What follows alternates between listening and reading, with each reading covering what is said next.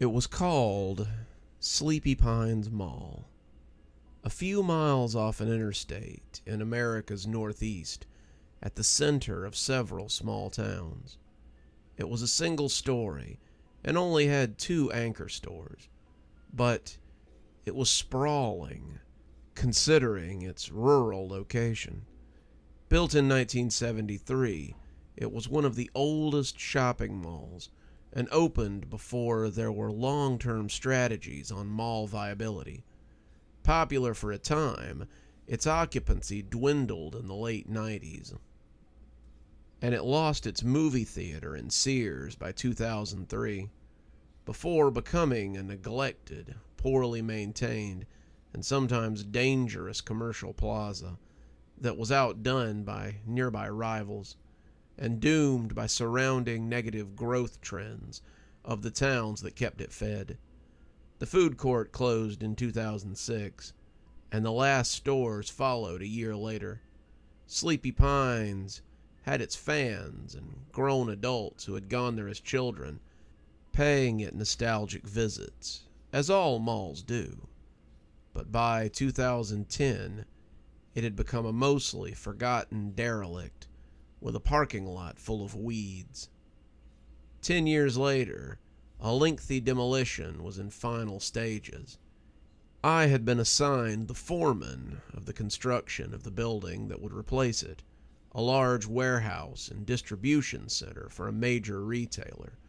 I would frequently pay the site a visit as the walls were torn down and the roof was gutted, myself having gone to the mall several times in my youth whenever my family was passing through the area, so I knew its layout well. By the winter of 2020, all that really remained of the structure was the back wall of the atrium, which once overlooked the fountain. A painted mural on tiles covered the wall. Efforts to save the artwork delayed its destruction several times, but enough funds were never procured to bring the wishes of perhaps only a few dozen people to fruition. I'm no critic, but I always found it rather creepy. European settlers amidst a backdrop of pine trees, with the natives they drove out now instead depicted as their friends. Their faces were plain and simple, their eyes staring off into a space where there was once a skylight. On the other hand, the trees looked like they were made by a different painter, and one more talented. The pines were muted in their colors, but highly detailed, with layers of darkness in their shadows where you might expect mischievous forest creatures to reside. The swirling, intricate patterns of the nearly black paint took the form of deranged beasts if looked at closely enough. But I think it was just the artist having fun and not acting out with ill intent. It wasn't like the vast majority of the shoppers would stand around and study the mural closely, not when there were sales to be found and warm pretzels to be had. Now the mural itself would be coming down soon.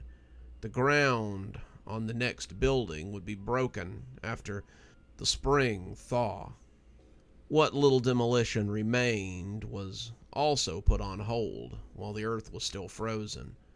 I went to the site a few days after New Year's to get my last look at the public painting, exposed to the elements and surrounded by a landscape of snow. I checked in on the operation trailer while it was there, just to give my best wishes for 2021 to the guy in charge, who I'd gotten to know over the years from various other projects. "Hey, you still like strange shit, right?" he asked me, after a few minutes of us chatting about our holiday get-togethers. "Got something you'd love. My guys found it just before they left for the winter. I'm no good with electronics, you know, so you might as well see what you can do with it." He handed me a GoPro camera, an earlier model that I would later learn was from 2013. The little box was in bad condition, but I didn't take into consideration how bad at first. And it was true. I did collect oddities and yard sale objects with inexplicable backstories in my spare time. It wasn't the camera itself that might rival some of my greatest finds. It was the potential of the footage on board it, if it survived. If it could explain how the poor thing had been beaten into such bad shape, then the story of the object would be made all the better. I had a long winter ahead of me with little else to do, so I figured I could spend a few nights cracking it open and seeing what was on the memory card. Jesus, I replied as I studied it in my hand. It's like it melted.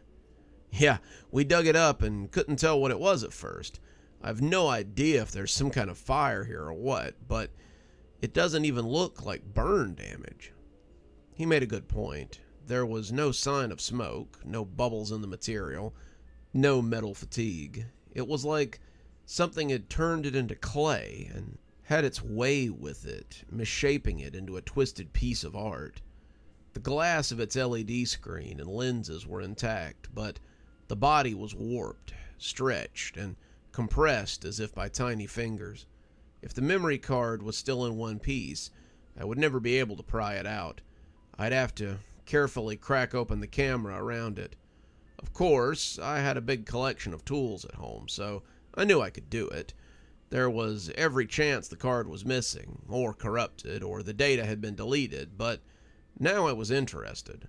I wanted to find out for certain. I told my friend that we should have lunch sometime and headed home. I was making good money, but I got to keep the house after the divorce and had yet to get around to moving out and finding a better place. It was a small place, and half of it was spread across cardboard boxes or otherwise just a neglected mess.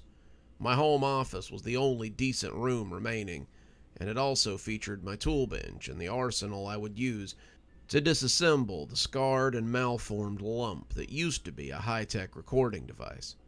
I managed to break it open and separate several of its pieces, and eventually the micro SD card fell out from its slot.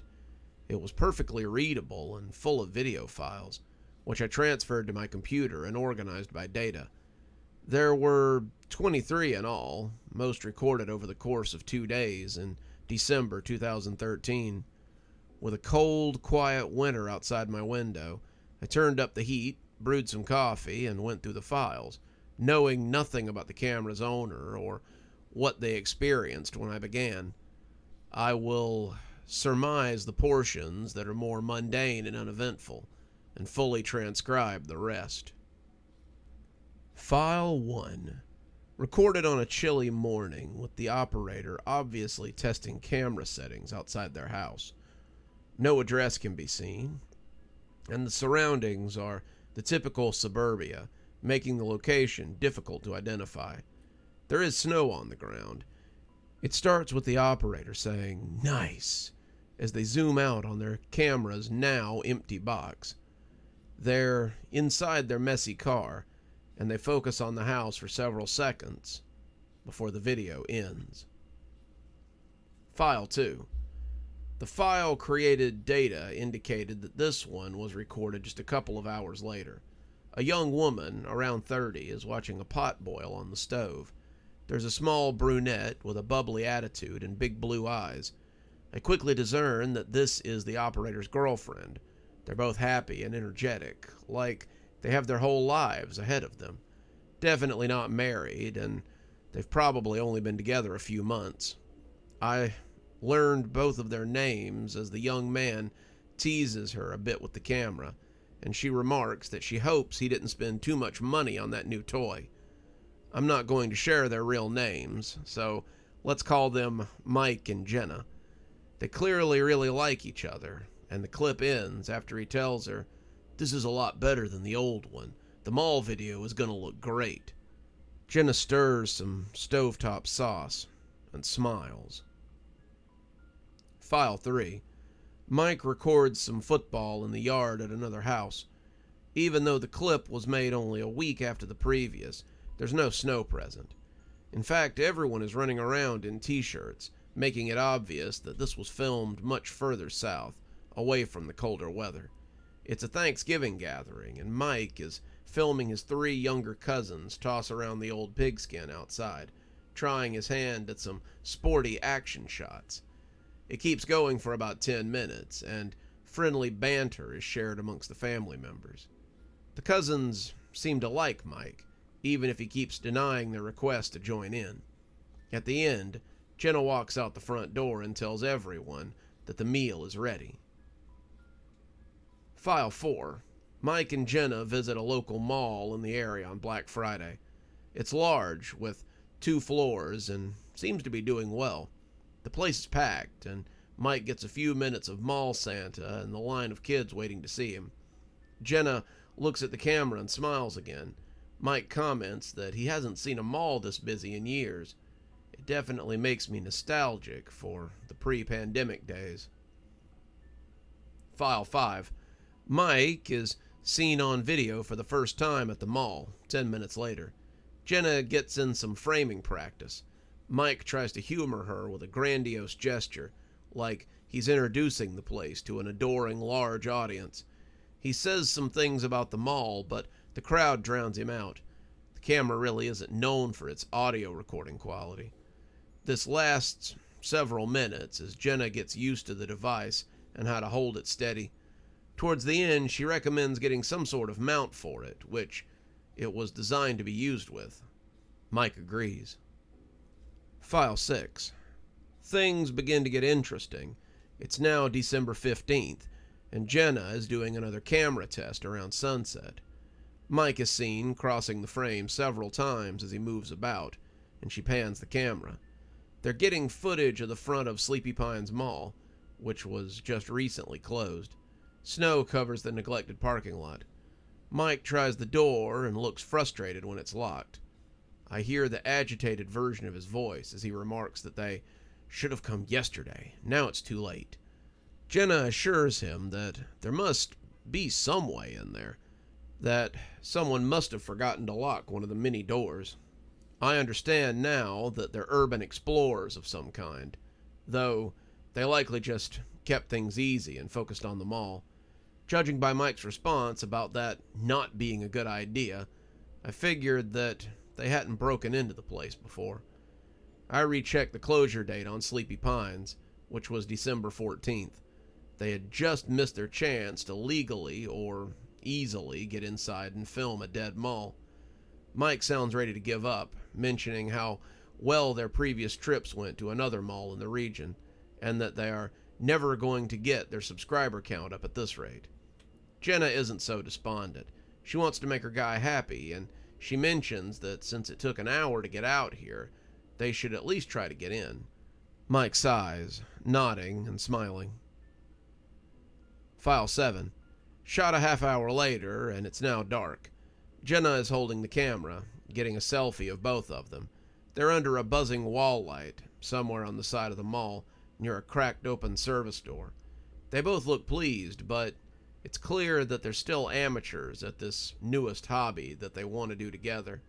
"Hey guys, it's Mike and Jenna," she says with an awkward grin. So we're here at Sleepy Pines Mall, and we're going to explore it together. If you've watched our first 5 videos, you know that we're both interested in this sort of thing. We're just going to go in for a quick look tonight and then come back tomorrow during the day. I bet it's really creepy in there now." "All right, let's do it," Mike adds, and sidesteps inside. He opens the door and beckons in the viewers, while Jenna snaps the camera into a shoulder mount. The service corridor is poorly lit, and the 2013 hardware doesn't have all the sensory chips to shoot in the darkness very well. Digital noise fills the frame as they navigate their way to the mall proper, stumbling over some equipment, boxes, and cleaning materials that had yet to be removed from the area. Commentary is nearly non-existent until they find another door and emerge into the side hallway that brings them to the atrium. Most of the mall lights are still going, although the mural is bathed in shadows, giving its already creepy staring faces an ominous presence in the nearly empty building. For several minutes, the couple of explorers walk around, getting footage of the vacated stores. They reach the other end of the mall and head back the way they had come, saying very little as they collected footage. The clip ends with a 10-second hold on the mural, during which Mike can be heard laughing after Jenna remarks, "Yeah, that's a little scary." File 8. The two definitely didn't have a script. As they performed a longer second walkthrough, they chat idly about how they feel about the place and experience from past visits to the mall, just to fill the dead air. Jenna is at least a competent cinematographer, even if her boyfriend leaves much to be desired in the information and anecdote side of things. If they weren't planning to add some interesting voiceover narration in post, they would have two very dull videos on their hands.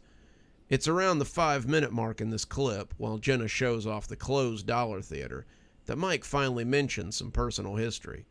I learned that he used to live in the area as a kid, and has fond memories of visiting Sleepy Pines, back when it had busy weekends and fewer closed stores.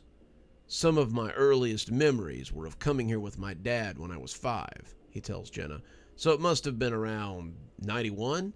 I met Santa right over there." He points to the wide open liminal space where a skylight in the center of the mall was. "It's sad what happened to this place, how the memories fade over time, you know." "Is that why you were so mad when you found out you missed its last day?" Jenna asked, now keeping him in frame like they were having an interview. He shrugged. "I paid a visit a few years ago when it was already deep in the shitter. It would have just been symbolic or something. We're both here now, right?" He paused and looked away. "You all ready to go? We can get more footage tomorrow during the day. We just have to keep that door from locking." "Yeah, place is starting to get to me. Empty mall at night. It's unreal." They turned around and headed towards the hallway where they came in. On the way, Jenna suddenly stops and swings the camera around. She stares into the lightless corridor, so dark that the sensors can't pick up anything. A posted sign indicates that the mall security center is at the end of the hall. She lingers on it for an unusual amount of time, and Mike asks off screen what she's looking at. "Don't you hear that?" she asks, nervousness in her voice. I turned up the volume as much as I could, but nothing strange passed through my headphones. If she's hearing something, the camera didn't pick it up. She looks into that corridor as if more petrified with fright than curious. In the end, it takes Mike dragging her away to break her focus, at which point she seems to snap out of it. The clip ends with Mike staring at her and asking, "What's wrong?" If she gives him an answer, she doesn't do it on camera. At this point, I got onto YouTube and searched for their name. Adding mall into the search form on a second try brings me to their page. They really were just getting their start. Their channel had only about 6 subscribers, 5 videos with only a dozen views each, and no uploads for over 7 years. I skimmed through their videos, all visits to other malls, and find nothing out of the ordinary. Their most recent uploads started showing the signs of professionalism, with some of that voiceover narration they badly needed. Mike shares some of the history of the empty mall in another state they visited, and he does so with some enthusiasm. He and Jenna smile throughout their trip and look like they're having a good time walking through a shopping plaza of memories. They were one of YouTube's earliest dead mall channels, and they had some promise. But seeing their inactivity all but confirms my worries that something bad happened to them. And a few minutes of Googling later, I found out they had been reported missing in early January 2014. At least a full 2 weeks after they started working on their ill-fated video. Naturally, I got the urge to skip to the end and find out what had happened to them, but I convinced myself to keep going through the files in order, take this trip with them as their latest expedition's first viewer. On a second look at the last few minutes of this file, I noticed 2 pink pixels in random spots of the video. I know it's a sign of sensory damage, and I trace it back to when Jenna focused the camera on the dark hallway. After 30 seconds, 1 dead pixel shows up. A little later, the next arrives. As if There's something at the end of that corridor that's emitting a damaging invisible light or other energetic phenomenon which is steadily overloading the camera sensors. But I don't know what else could be doing such a thing, other than a powerful laser or radiation. Eagerly, I moved on to the next clip. File 9. The dead pixels were there to stay. They're present throughout the video. I see Sleepy Pine's exterior again, this time early in the morning. Mike stands at the side entrance, his breath filling the cold air. He gives Jenna a thumbs up, and she comes over and points the camera at both of them. "I'm Mike, and I'm Jenna." Then they add in unison, "And today we're exploring Sleepy Pines Mall." Cute. They proceeded inside and arrived at the atrium without cutting the shot, even when there's no reason to keep things all in one take. But Mike must have done some research while at whatever hotel the two had stayed at the night prior, and he started going over the basic details of the mall. It's the opening date, the designer, a brief history of the area, a few controversies about its construction and maintenance records, and the stories that have come and gone all get mentioned, though not in a scripted way. Mike has all this stuff memorized and jumps from one bullet point to the next. Still, I'll give some props to the guy for remembering so much and getting it all done on the first try. "Did we get it all that time?" he asks when they return to the atrium, where the fountain still hosts some of the coins and is half full of stagnant water. He smiles after Jenna quietly responds and adds, "Okay, keep that one." So, not actually their first try. I don't know how many attempts it took, since they must have kept deleting prior takes to keep the memory space clear. Before Jenna stops recording, Mike wanders around a little, looking into the empty stores. Eventually, he suddenly notices that the red light still remains on. "You still rolling?" "Mike, I think we should check out the security area." He sighs and looks a little annoyed. "You still care about that?" "Come on. We've seen just about everything else. We should get everything on film before they tear the place down. Or, there will be rooms that are forgotten forever, never archived. We don't need to be perfectionists." "But you went on and on last night about visits here with your family and friends, your memories of the holiday decorations and seeing dollar movies." "Really, Jenna? You're saying all this on camera? At least shut it off." The shot lingers a few moments longer before Mike looks fed up and starts approaching the camera. He's about to grab it when the clip ends. I guess every relationship has its arguments, but it's a strange thing to have a fight about.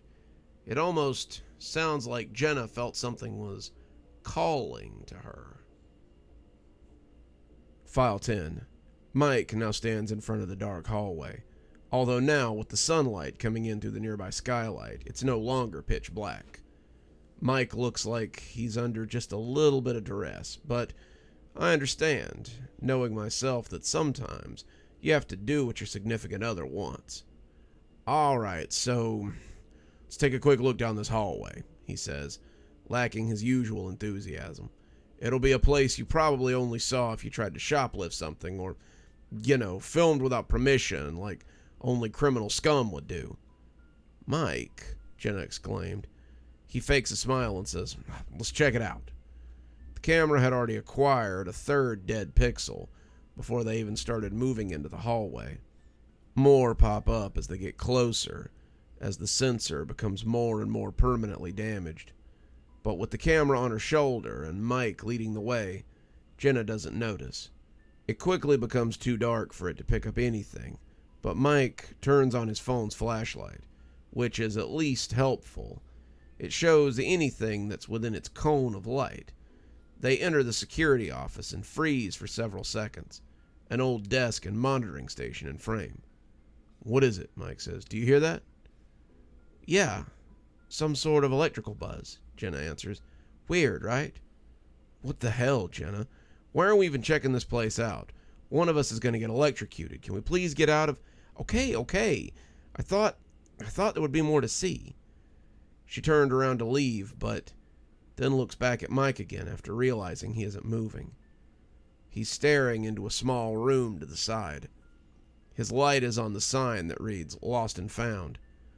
Now, he's the one that seems to be under a spell, and just has to know what's beyond that next door. Without saying anything, he opens it and goes inside, and Jenna silently follows. What follows is difficult to describe. The video goes almost completely dark. For some reason, Jenna doesn't point the camera to whatever Mike is looking at until the end of the clip. His phone light is only seen at the very edge of the frame. They both examine what is evidently a strange object. "What is that thing?" Jenna asked. "No idea. Never seen anything like it." "Oh God, it's almost like it's moving. Mike, don't. It's warm. How'd this get here? Stop touching that thing. It's dangerous." There's no such thing as a cursed object, Jen. I think we should get this thing out of here, into the light, and get a better look at it." "Oh, shit. What did you do, Mike? What is it doing?" "I don't know. I didn't..." They turn and run out of the room, but the camera still picks up anything they might be hearing. The two are frantic, and the video, what little there is, becomes a shaky mess. By now, scattered pink pixels partially cover the video, completely obscuring entire sections of the screen. The two can be heard screaming in the last few seconds of the clip, which ends abruptly. With the darkness, I have no idea what kind of terror the two might have experienced. I would have thought that they'd already be dead if it had been the last file on the card, or at best someone else found the camera and recorded more videos before they also mysteriously disappeared. Analyzing the clip frame by frame reveals two elements that just barely got burned into the digital film. As they turn to go, Mike's light sweeps over the strange object they came upon. It's some sort of totem, made out of unknown dark material and maybe about 3 feet high. It sits in the middle of the lost and found room, on the floor, and is the only thing in the place at all. It's covered in carvings that form angular patterns, though I use the term loosely, because there is no real pattern to the lines at all. They swirl and break away from one another in random, unappealing ways. It's like one of those AI-generated images that almost looks like something familiar and unidentifiable, but is never quite anything that really exists. Even so, it didn't look entirely alien, or forged by some forgotten tribe. It could have been someone's art piece, found at a garage sale many decades ago, its history and origin now long obscured. But the strange totem wasn't the sight I found really frightening. I didn't think Mike and Jenna saw them before the phone light suddenly cut off, leaving them in darkness. I can't confirm whether or not they're moving or just writhing in place, but on the wall of the security room is a spreading sea of long, solid black worms. I don't know how else to describe the things, but it's obvious in the few frames I got of them that they're no trick of the light, no optical illusion. Worms, molding over the wall like they're devouring it. After rewatching the entire clip several times, I closed the video and tried to wrap my head around what I'd seen. I almost dread finding out what happened next, and I delayed myself from opening the next file by refilling my coffee. It's around midnight when I moved on to a recording made 3 hours after the last one. File 11. I opened the file with no expectation, and right away it defied explanation. While the smattering of dead pixels lingered, it's as if the past trauma the couple just experienced wasn't even a thought in their mind. And at first, it's like they've gone to another location and put on some new clothes. Or rather, old clothes, because it looks like Mark pulled a wardrobe out of the late 80s and changed inside a brightly lit dressing room, all in the span of a few hours. Mike started smiling, though he had a nervous twitch. It's apparent in Jenna's camera work as well, because her shots now have a constant tremble. The device is also no longer mounted, judging by the shakiness of the video. "Hi, guys," Mike says after taking a deep breath. "Well, you're never going to believe what happened to us if we get out of this." "We will," Jenna replied, though there was no confidence in her voice. Right. It'll be better if we just show you." He gestures to a mirror in the dressing room, and Jenna walks up to show herself in the reflection. She now looks sharp in a bold red blazer and capri pants, and her hair is fancifully styled up in a way that would take hours to achieve. But it's the camera itself that's even stranger. Holding it with two nervous hands, she brings it closer to the mirror, and it's no longer a GoPro. It's not even a digital camera. It's now somehow a classic Polaroid, one of those old instant cameras. "Yeah, weird, right?" Mike continues. It doesn't have a screen on the back anymore, but it has buttons, and all of the on-screen information is inside the viewfinder. I don't know why or how, but our clothes change too. It's like I don't even know how to say it. Oh man, we're going to get 1 million views, baby. We're going to be on talk shows. Scientists will want to... Mike, can you please just get out of here? It's too confining. All right, yeah, let's keep showing them. The two leave the dressing room and step out into a fully lit, packed Dillard's department store, just like the one Sleepy Pines used to have. But it hasn't seen one so busy in many years. And as Mike and Jenna keep pretty quiet and give a tour of the place, I steadily realize why it seems so off. Like their clothes, those on all the shoppers and staff, and those waiting to be worn on the racks and shelves, everything is dated. It's all fashioned from around 30 years ago. Mike, at one point, even grabs a polo shirt and, with a stupid smile on his face, brings its price tag right up to the camera, remarking about how it's so cheap. "Do you get it yet?" he asked the viewers. "I mean, it should be obvious what happened to us, right? We don't believe it ourselves. Not at first, but... Oh, sorry, man," he tells an older shopper he's bumped into, who only responds by turning around and giving Mike a curious look. "Come on, let's see them all. We haven't left this store yet. Needed some time to get over the shock first. I wish we'd gotten some of that recorded."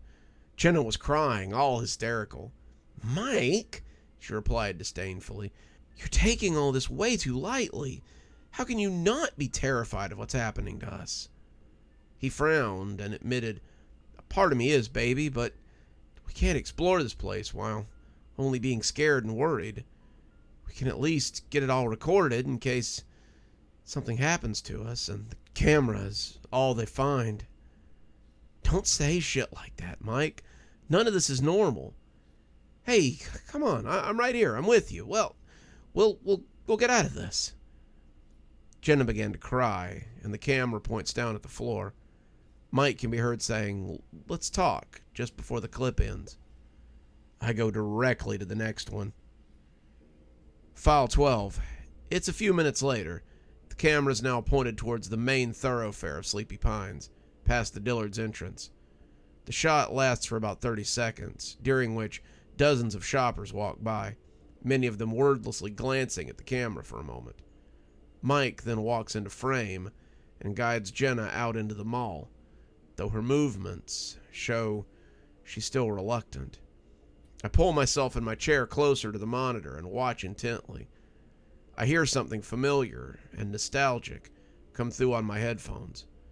I turn on the noise canceling so that I can feel even more engrossed by what I'm experiencing.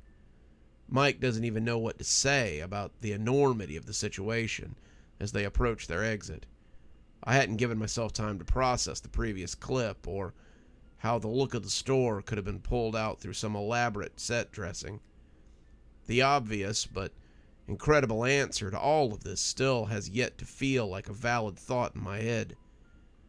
Mike isn't the only one staring when a large woman suddenly enters the frame. 1 second, it felt like we'd been exploring uncharted territory together. And the next, there's a big lady in a pantsuit threatening to spray him with a bottle of amber-colored perfume in a crystal bottle. "I told you we don't need a sample, lady," Mike snaps at her. "Jesus." "Oh, but this is our new fall scent. There's nothing else like it on the market. Just one whiff, and you two will fall in love all over again." She seemed aggressive, and she kept trying to spray Jenna and Mike as they shoved their way past her. For about a second, her unsettling, toothy smile fills up the frame as the camera itself nearly smacks into her. "What the hell is her problem?" Jenna asked, once they were in the safety of the mall. They could be like that," Mike sighs and looks up at the skylight. "Just maybe not as bad. At least not from what I remember." "Crazy bitch. You okay? She didn't spray you, did she?" "Michael, what is this place?" Jenna asks, and points the camera at the ceiling, revealing the blue sky beyond the horizontal panes. The camera settles back on Mike, and for several seconds, he grins in a way that's almost as unsettling as the perfume lady's smile. I can hear the tinny, echoey music as Jen waits for her boyfriend to say something. It's genuine, traditional muzak, those light, co-opted renditions of pop music that went out of style years ago, the kind that's barely heard anywhere anymore. Somehow fittingly, Mike grins like an idiot.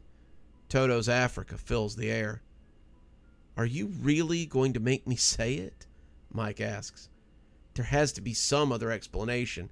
This all can't be real. Babe, we're in the past. We found some sort of time-traveling device. I'm telling you." He turns about and soaks in the mall, adding, "My guess? 1990s, maybe 91. All those 80s styles are on the way out, and everything's so colorful. I'm talking post-Cold War chic, baby." "Then why did our clothes change? Why did the camera change? Where did our phones go? We need to make sure there's a way out, or a way to go back, before we start trying to have fun. I don't want to be trapped here. We're not here to have fun. We're here to make history, maybe even be a part of history. We're filming the past, babe. We're documenting everything we see. And then we'll find that weird thing again and figure out how it can send us back to 2013. But we could stay a while, right? I mean, this decade is so much better than the one we came from, with all that social media shit and dumbass challenges." "I wish you wouldn't say that. Our friends and family are there, Michael. Our future together. We can't stay." Mike sighs. He doesn't want another argument. He wants to explore what he thinks is the past, some small piece of his own childhood. The shot lasts another few seconds on his impatient face before the camera pans down.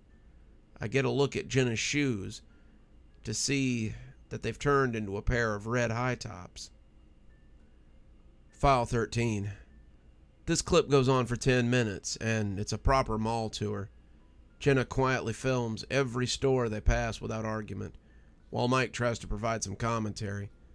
But he's often distracted, overwhelmed by amazement every time he looks into a shop and sees a person walk by in nostalgic clothes or finds a treasured piece of media from the era. He forces Jen to spend several minutes inside Sam Goody so he can get every audio cassette, every CD, and every videotape in at least a few frames. All the while, Mike is overly excited, and Jenna seems wary of the crowds. The shoppers almost approach an uncanny valley. They look like regular people, but they act like emotionless automatons, staring vapidly at the two like they're intruders in their homes.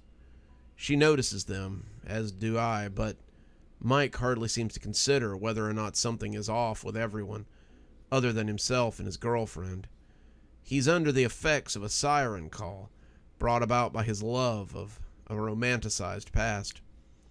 They pass by brightly lit hair salons with colorful geometric shapes on the walls and a checkerboard floor. The three women seated inside are all getting exactly the same hairstyle.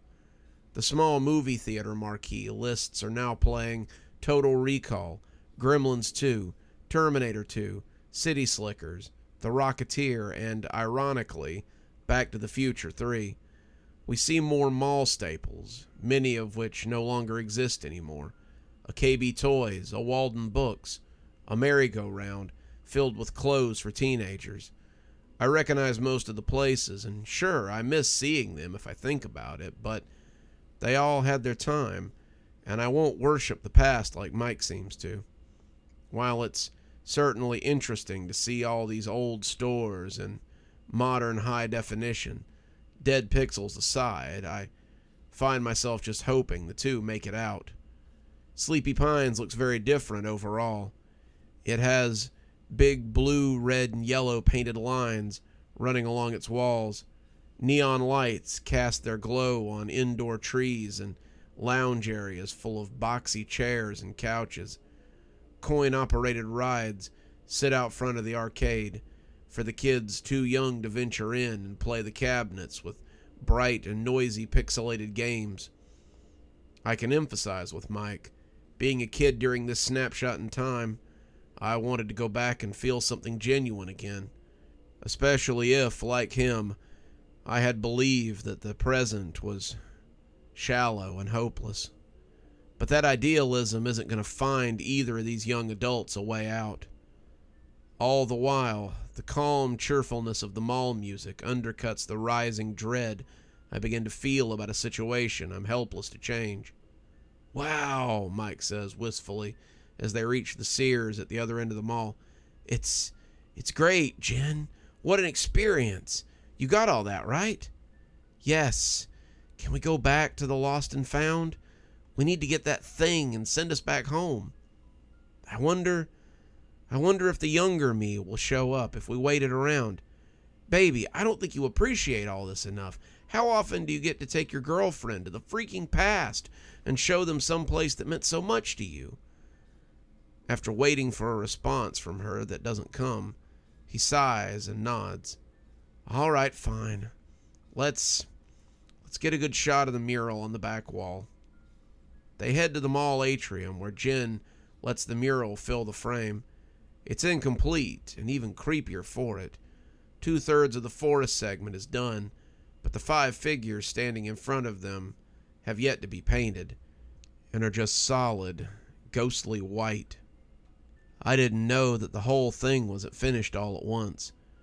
It suggests that there might be something to my idea that the poorly drawn pioneers and natives were added by a second artist, maybe even just as an excuse to cover something up on the original background. "That's weird as hell," Mike says as he looks at the artwork. "We must have been brought back to one of the days when the mural was still being made." Jen grumbles and starts to pressure him to focus on getting them home, but is interrupted when mall security comes over and reminds the pair that they can't just shoot pictures in the mall without permission, unaware that their mutated camera is actually filming. "Sure, no problem," Mike is heard saying after the camera goes to Jen's side and is pointed at the floor. "Hey, can we check your Lost and Found? We think we left something behind when we left." The clip ends as abruptly as I've come to expect. File 14. The next file was created 4 hours later. I'm seriously concerned about what might have happened in the time in between before I opened it. Mike and Jenna are staring at the camera together. They're both in one of the Dillards' changing rooms, where they might feel safe. The light flickers above them, and now they both look noticeably stressed. "Hey guys," Mike tries to find the words and wraps an arm around Jenna's shoulder. So here's the part where we have to tell you that things aren't looking good for us. I still don't know how or why we're in the past, and we can't find the thing that brought us here. We're looking all over. Every store, every back room, every staff room you could think of. And it feels weird trying to sneak around, you know? The people here are always looking at us, and I don't think any of them have left either. They're all the same shoppers that were here when we arrived. Something is wrong with this place. I should have seen it earlier, but I was busy being too stupid about everything. The doors are all locked, Jenna added tearfully, as she seems to come into terms with the situation. We tried all of them, and they won't budge. We picked up one of those payphones, but there's not even a dial tone. We're going to tear this place apart if we have to. We'll find that thing, whatever it is. But just in case we don't make it back and you find these videos, please call my parents. My home number is... Mike, shh! Jenna suddenly shushes him. She points towards the edge of the frame, and Mike turns the camera around to show the gap at the bottom of the changing room door. After several seconds, a pair of large feet stuffed into high heels step into the space. They turn towards the door, and it rattles violently. Jen can be heard suppressing a scream. The door keeps shaking for about half a minute before the assault on it finally ends. Without saying a thing, the large woman on the other side walks away. As upset as she is, Jen picks up the camera again, nearly dropping it as she films Mike cracking open the door and looking around.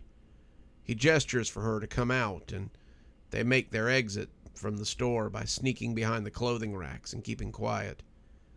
The other shoppers look at them again, but they don't bother them. Just before they can leave, Mike gets a shot of the perfume lady standing near the store entrance. I recognize the shoes and realize that she must be stalking the pair. Without warning, she turns towards them, and they duck behind a display table full of polo shirts. I pause on a frame of her face and see how hideous she's become. Her bulbous face is covered in bright red lipstick, sky blue eyeshadow, and bright pink blush. But it does nothing to help with the fact that she has greasy, disheveled hair and yellow, crooked teeth. After a few seconds, the camera pops back up. The perfume lady is gone. "Where is she?" Jenna whispers. "I don't know. We just have to get out of the store. We never should have come back in here. We knew the door would be locked, just like the others. Mike, we have to..." Jenna's cut off by the sound of ruffling fabric. She and Mike both flip around to see the perfume lady staring right at them from the top of the clothing rack. She's slumped over some of those chrome bars, her blob-like arms dangling down like she's an obese sloth with a murderous glint in her eyes. She curls her lips into a demented grin and holds up the perfume bottle, seemingly glued to one of her hands. Mike and Jenna quickly work up the nerve to get on their feet and make a run for the store entrance. Judging by the sound coming from behind them, their pursuer knocks over the entire rack and crashes into more displays as she gives chase. There are expletives, terror, and panic in Jen's voice as she and Mike dash out towards the mall. She briefly turns the camera back to capture the crazed woman on film. She becomes animalistic, running on all fours, her eyes black as a shark's. Jenna lets out a shriek as the feral beast gains on them, but the perfume lady stops at the boundary of the store, as if there's an invisible barrier she can't pass. After catching his breath, Mike flips her off, and the woman simply regains her composure, getting back on two legs and returning to the cosmetics department, that grin never leaving her face. "What the hell, Mike? She's not human. No person acts like that," Jenna shouts at him. "We need to get out of this place right now." "I know, Jen, I know. At least she can't leave the store. Shit." Mike tries to calm himself down as the shoppers stare at him. Most of them now just stand around like they're NPCs who have run into a wall. He points the camera at the skylight, revealing that it's dusk. The neon lights of the mall now determine the colors, splashing everything in hues of red, purple, pink, and blue. I can also hear the muzak is slowed down, becoming distorted, like a talking electronic toy with low batteries. The audio seems to unnerve Mike, who closes his eyes to think, but can't get comfortable enough to do so. "It's like this place is starting to fall apart," he mutters. The same thought that had crossed my mind. "Jen, we need to find something heavy. Hammers, crowbars, maybe just a trash can. We'll smash our way out." He proceeds to shove his way through the crowd of zombie-like onlookers, yelling at them to get out of the way. Jen follows at a distance, getting a face full of those staring eyes on the way. They briefly stop near a 1990s Corvette that's on display, where a nearby film crew seems to be trying to make a commercial. Hot lamps hit the sweating face of an old man in a gray suit. He repeats the line, "A lot is happening at Sleepy Pines Mall. Why not come here to see what's new today?" several times, as Jenna also films the scene. Mike then loses his patience and enters the shot, but the attempt at making a commercial continues.